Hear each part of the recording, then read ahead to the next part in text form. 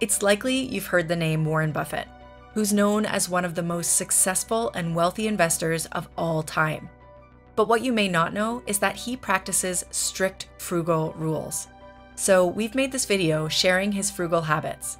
When you finish the video, let us know in the comments below how you compare. Number 1, don't be afraid to go without. When you have access to billions of dollars, you wouldn't think your first thought would be, how am I going to save this money? But how am I going to spend this money right?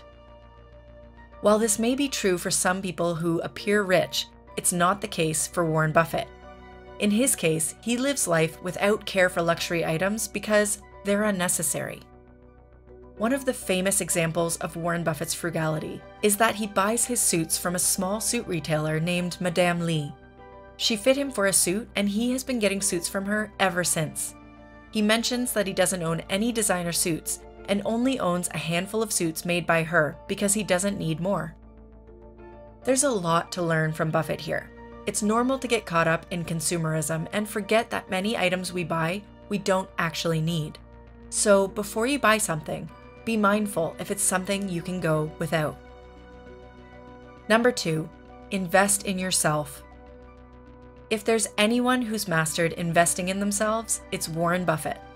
In fact, he's so adamant about the importance of investing in yourself that when he made a speech to a university for the graduates, he told them if they want to succeed, they should start reading 500 pages a day.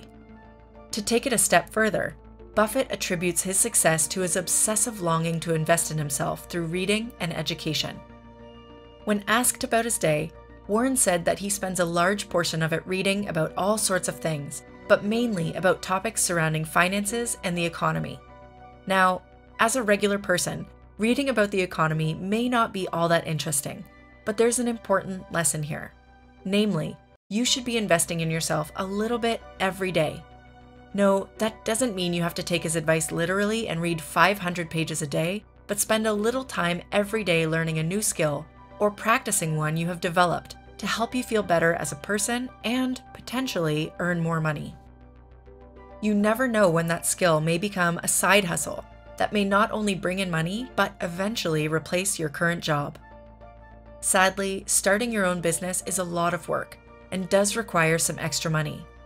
If you want to actualize your dream of having a business, then make sure to subscribe to Investors Weekly so you can know the best tips and tricks to save money to help you build a business faster. Number 3, shop for the best deals. A famous Warren Buffett quote goes, "Whether I'm buying socks or stocks, I like to buy quality merchandise when it's market down." This is not only simple and effective wisdom regarding investing, but general day-to-day purchases. How often does it happen that impulsivity comes in and causes us to buy something at a value greater than what we should be paying for? I can say that it's happened to me more times than I'd like to admit. It's always a test of patience when it comes to resisting the urge to purchase an item. But one thought should always be passing through your mind in moments like this.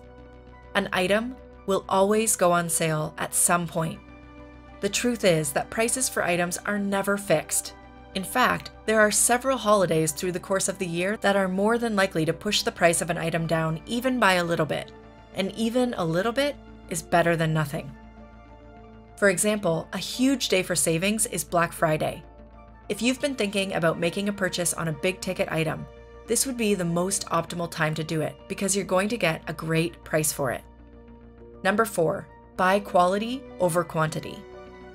While the last quote was famous, there's one more famous quote that sheds light on the importance of quality. It's far better to buy a wonderful company at a fair price than a fair company at a wonderful price. This perfectly captures the essence of quality. It's always better to buy something that's really high quality for a good price than to buy something mediocre or downright bad at a great price. The famous saying goes, "You get what you pay for."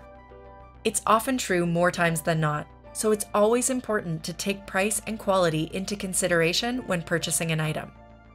Unfortunately, when living frugally, it's easy to fall into the trap of only buying items that are low-priced without a concern for quality.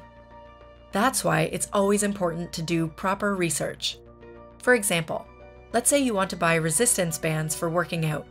You find a really cheap pair on Amazon for $10, while the next best price is $25. However, instead of buying the cheap ones, you read the reviews and see that many people found they broke quickly or didn't work as advertised. This prompts you to get the more expensive ones that had close to 5 stars. Taking this route can prevent you from spending unnecessarily. Typically, what'll happen is that the $10 bands would break, and then you'd end up buying the $25 ones anyway, throwing away $10 to end up at the same point. Number 5, spend money on experiences. When you buy an item, what do you typically look for with it? Is it to get something out of it, like paying for multiple subscription networks?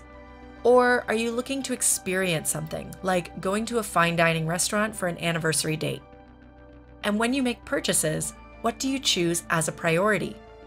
The answer to this last question can dictate how frugally you live and how close you are to living like Warren Buffett. Warren Buffett will always prioritize spending on experiences rather than getting something out of it. For example, when his daughter got married, they had the wedding at the daughter's home and had simple catering done there.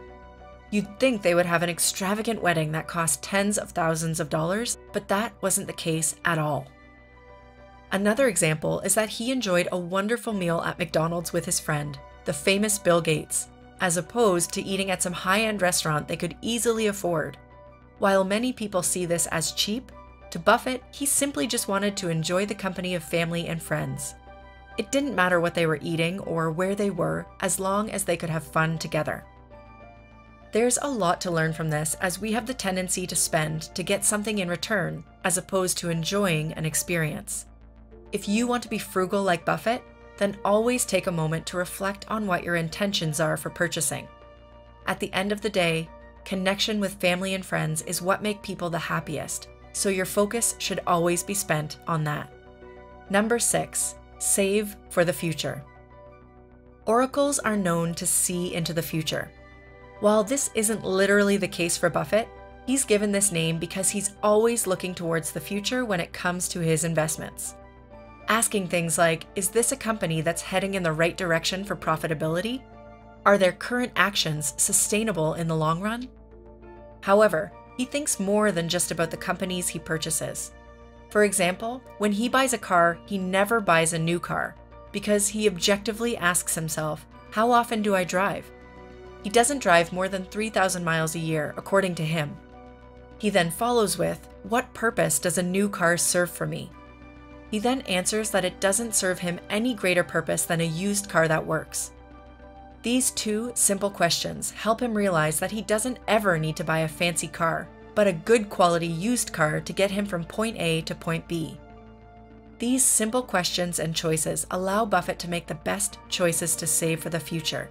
But how can you apply this to your life? There's no question that saving is necessary to become wealthy one day and retire happily, but it's easier said than done. One of the biggest issues that people have is finding a balance between living frugally and living in the moment. These two things directly contrast each other, where one limits the amount you give to yourself and the other constantly gives you what you want, regardless of whether it's good or not. Finding the perfect middle ground where you cut off things that don't really matter much and keep giving yourself things you need so you can continue is key. When it comes to saving for the future, you need to have a good enough reason to save, and it needs to fit your personality and lifestyle. For example, don't try and save $500 a month if you have to cut off doing your favorite hobby that makes you happy. It's better to work your budget around the things you like and only cut off things you really don't care about. If you want to learn how to create a savings plan that is specifically made for your personality, then get this video to 300 likes and we'll make a video on it.